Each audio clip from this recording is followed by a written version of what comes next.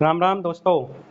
आज मैं आपको भविष्य मालिका की भविष्यवाणियाँ और एक ऐसे भारतीय संत के बारे में बताने जा रहा हूँ जिसने 500 से 600 साल पहले ही बता दिया था कि 2021 से लेकर 2030 के बीच में क्या क्या होगा, कौन कौन सी घटनाएं होंगी। ये बातें 500 से 600 साल पहले ही लिख दी गई थीं।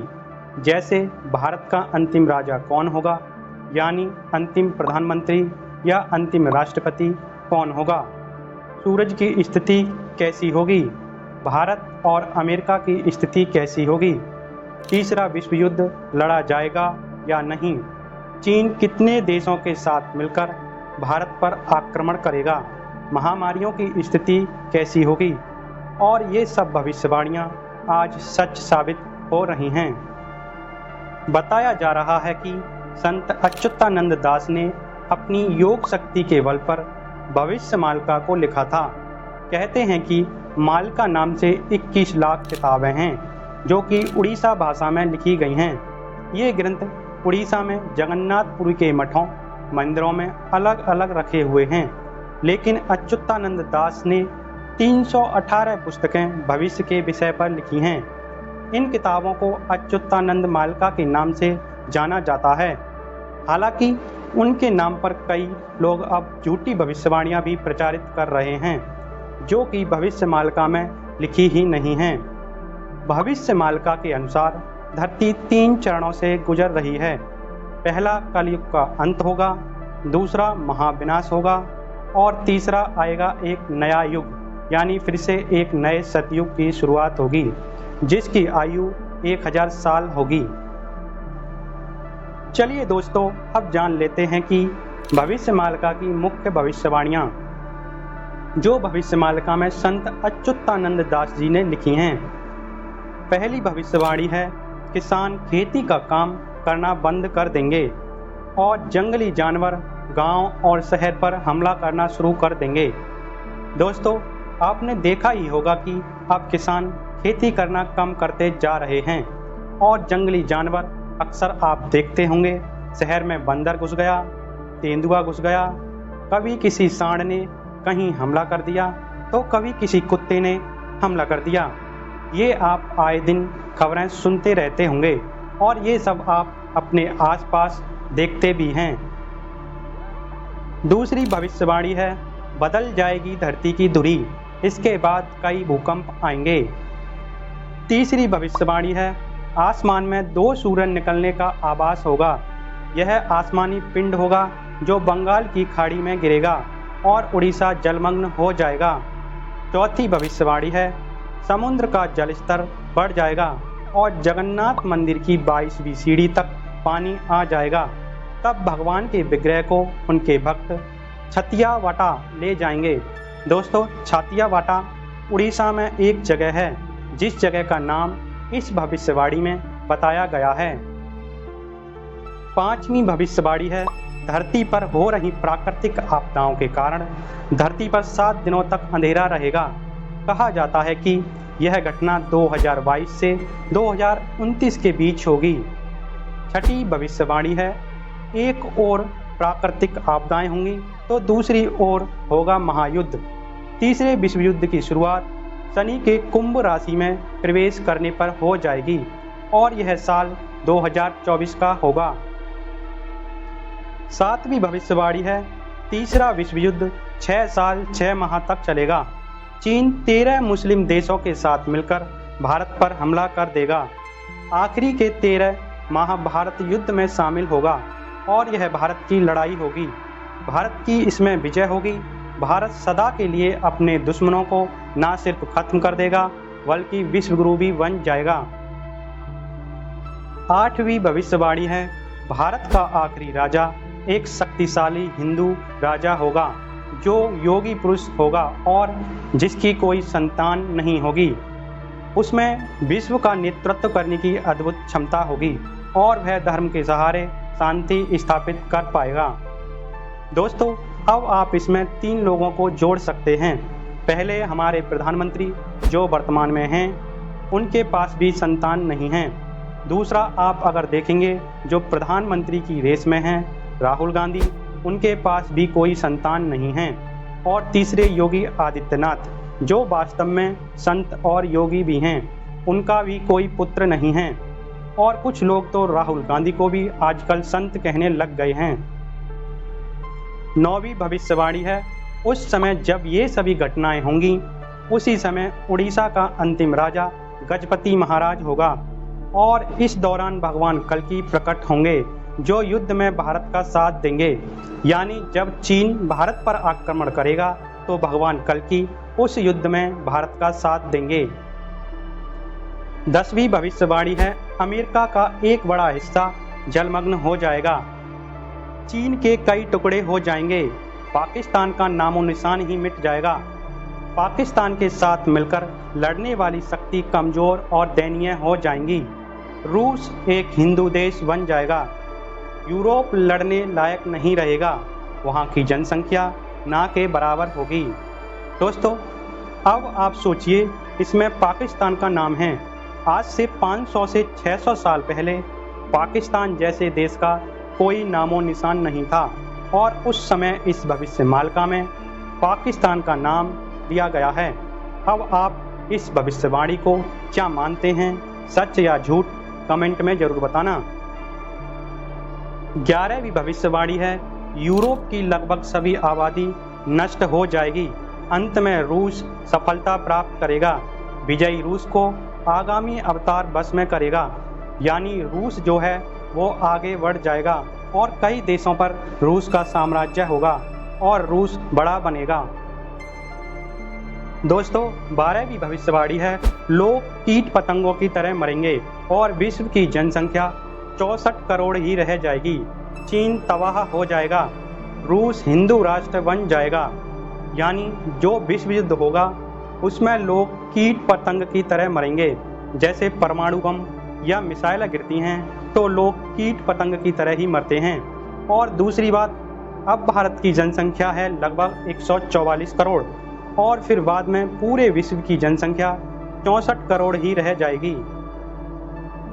13वीं भविष्यवाणी है, भविष्यमालिका के अनुसार 2025 के बाद का समय एक विभीषिका के समान होगा, वही लोग बचेंगे जो सत्य और धर्म के मार्ग पर चलेंगे।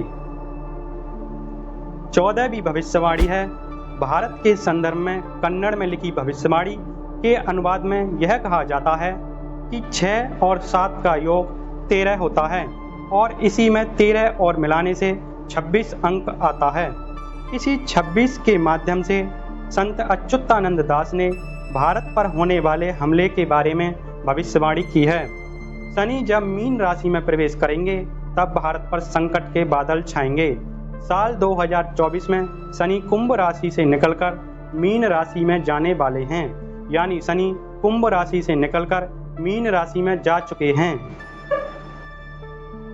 15वीं भविष्यवाणी है, शनि के मीन में जाने से वह वहां 2.5 वर्ष तक रहेंगे। भविष्यवाणी के अनुसार एक संत के हाथ में होगी देश की बागडोर, जो अविवाहित होगा। दोस्तों, अब कुछ लोग राहुल गांधी को संत कह रहे हैं, कुछ लोग मोदी जी को संत कहते हैं और योगी आदित्यनाथ जी तो सही में संत हैं। तो अब किसके हाथ में होगी बागडोर, ये तो समय तय करेगा। 16वीं भविष्यवाणी है, जगन्नाथपुरी को जोड़ने वाले एक राष्ट्रीय मार्ग का निर्माण होगा। उड़ीसा का अंतिम राजा यानी मुख्यमंत्री एक बालक वृद्ध होगा, यानी बाल बुद्धि होगा। भगवान जगन्नाथ के धाम पुरी मंदिर के ऊपर से पत्थर नीचे गिरेंगे और मंदिर का ध्वज कई बार गिरेगा। इस दौरान प्राकृतिक आपदा के चलते भारतवर्ष में नीलांचल जगन्नाथपुरी समुद्र के गर्भ में विलीन हो जाएगा। तो दोस्तों, जब भी आंधी तूफान आता है तो कई बार ऐसा हुआ है कि पत्थर ऊपर से गिरा है, ध्वज भी गिरा है। ये सभी घटनाएं सच में हुई हैं। 17वीं भविष्यवाणी है, बुजुर्गों और शिक्षकों का निरादर होगा, वहीं पाखंडी लोग धर्मगुरु बनकर लोगों को छलेंगे। भविष्य में लोगों के मन में धर्म, संवेदनशीलता, प्रेम और संस्कार खत्म हो जाएंगे। नेक और धार्मिक भक्तों का मजाक उड़ाया जाएगा।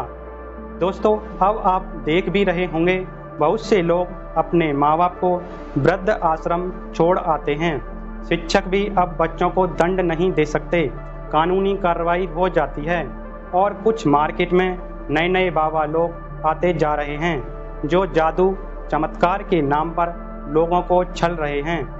धर्म, प्रेम, संवेदनशीलता, लोगों के अंदर से ये सब चीज़ें खत्म होती जा रही हैं। 18वीं भविष्यवाणी है, धीरे धीरे आस्तिकों की संख्या घटेगी, यानी भगवान या ईश्वर को मानने वालों की संख्या घटेगी और यह दुनिया आस्तिकों और नास्तिकों के बीच विभाजित हो जाएगी। इंसान व्यभिचारी हो जाएंगे, पुरुष का पुरुष से और महिला का महिला से अप्राकृतिक संबंध बनेगा। दोस्तों, आप इसे भली भांति अपने आसपास देख भी रहे होंगे कि महिला महिला से विवाह कर रही है और पुरुष पुरुष से विवाह कर रहा है। महिला पुरुष बन रही है और पुरुष महिला बन रहे हैं, यानी जेंडर चेंज करा रहे हैं। अब आप सोचिए, ये बात 500 से 600 साल पहले ही लिख दी गई थी। अब आप समझिएगा, इन्होंने ये भविष्यवाणी 21वीं सदी की बात की है कि जब 2001-2010 शुरू हो जाएगा तो ऐसा ही होने लगेगा कि पुरुष का पुरुष से और महिला का महिला से संबंध शुरू हो जाएगा।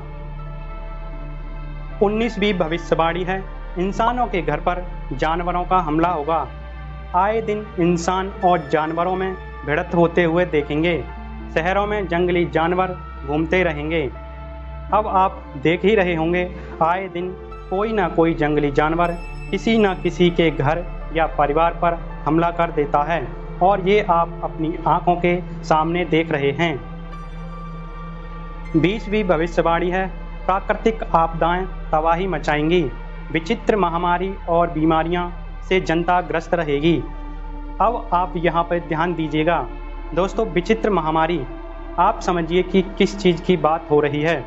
विचित्र महामारी, अभी कुछ दिन पहले कोरोना वायरस जो गया था वही तो विचित्र महामारी थी। महंगाई इतनी बढ़ जाएगी कि जनता सड़क पर आंदोलन करेगी। महंगाई की स्थिति आप देख रहे हैं और जनता सड़क पर हमेशा उतर के प्रदर्शन कर रही है। दोस्तों, 21वीं भविष्यवाणी है, कलयुग के अंत के समय जीवन देने वाला सूर्य जीवन लेने वाला बन जाएगा। महागुप्त पद्मकल्प के अनुसार भगवान जगन्नाथ अपने हाथ में 12 हाथ की खड्ग लेकर पूरी धरती पर भ्रमण करके समस्त मलेच्छ लोगों का संहार करेंगे। जब सभी का संहार हो जाएगा तभी कलयुग का अंत हो जाएगा। भगवान कल्कि का जन्म संबल ग्राम में होगा। संबल ग्राम उत्तर प्रदेश में भी है और उड़ीसा में भी है। कल्कि भगवान का नाम चक्रमणि या चक्रधर होगा। उनके पिता का नाम विष्णु शर्मा होगा। और ये सभी बातें अच्युतानंद दास जी ने 500 से 600 साल पहले भविष्यमालिका में लिख दी हैं। 22वीं भविष्यवाणी है, महाभारत के युद्ध को लेकर। उनकी भविष्यवाणी वायरल हो रही है। बताया जा रहा है कि महाभारत के युद्ध के समय कई लोग किसी कारणवश इस युद्ध में भाग नहीं ले पाए थे। वे सभी योद्धा युद्ध लड़ना चाहते हैं और अब उनकी यह इच्छा कलयुग के अंत में पूरी होगी, जब कल्कि अवतार का जन्म होगा।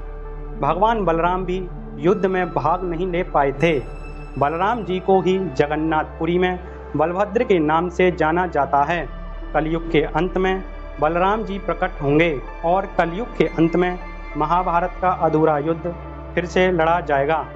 इसके बाद 1000 साल तक शांति का युग बना रहेगा।